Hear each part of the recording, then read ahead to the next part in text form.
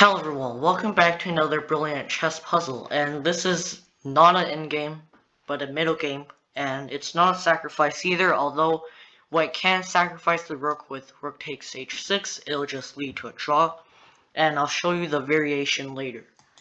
But before we get into the puzzle, I'd like to apologize for the theme change, and if you don't like this wooden theme, you can always tell me in the comments to go back to the green or blue theme. So in this position, black is up a pawn and two minor pieces, and so it's pretty clear that white must act fast in order to win. Here white must play the brilliant move queen to g4, and the threat of this move might not be so clear to some people, but let's say black plays like a random move such as queen takes a5, threatening something like maybe queen to a3.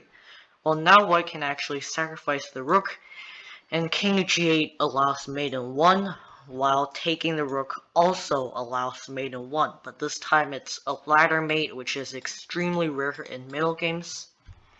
So the only way for black to survive a bit longer is with the move bishop to h5.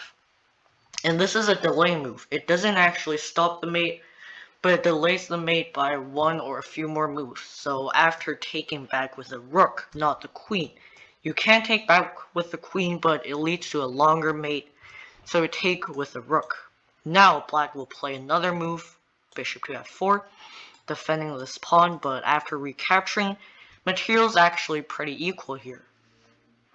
And the best thing for black to do is the weird move rook to e8, which sort of allows the king an escape square, and after the sacrifice, black is basically forced to go to g8. You can take, but that once again results in the ladder mate. So after king to g8, white can play rook to h8, but it leads to mate in 4, just like when the queen took the bishop, leading to a longer mate. You don't want that, so you play the fastest mate with rook to h7, threatening to take the pawn with the queen or the rook. So it's pretty clear the best thing for black to do is to play g7. And now white actually can play rook to h8 after the king moves up to like g7. White can play rook to h7 and it's mate. This is an elegant mate where white's rooks cut off many of the black's king's escape squares, protected by the bishop and also the rook, and this bishop is just super strong, anchored by the queen.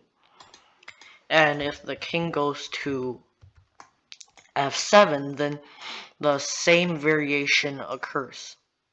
Let's say that white wants to be a bit flashy, so he sacrifices the rook with rook takes h6. The black king cannot go to g8 since it allows mate in 1, so after taking, white must not take the pawn, because after king to g7, then there's no draw, and black is actually the one who's winning. So white again must play queen to g4, just like the last variation. And if pawn to h5, then white can now sacrifice the rook with the rook takes g5, and after recapturing, this position is actually a draw, because if king to g8, this is actually mate in 4, which starts with this here, here, and there's no way to stop this mate.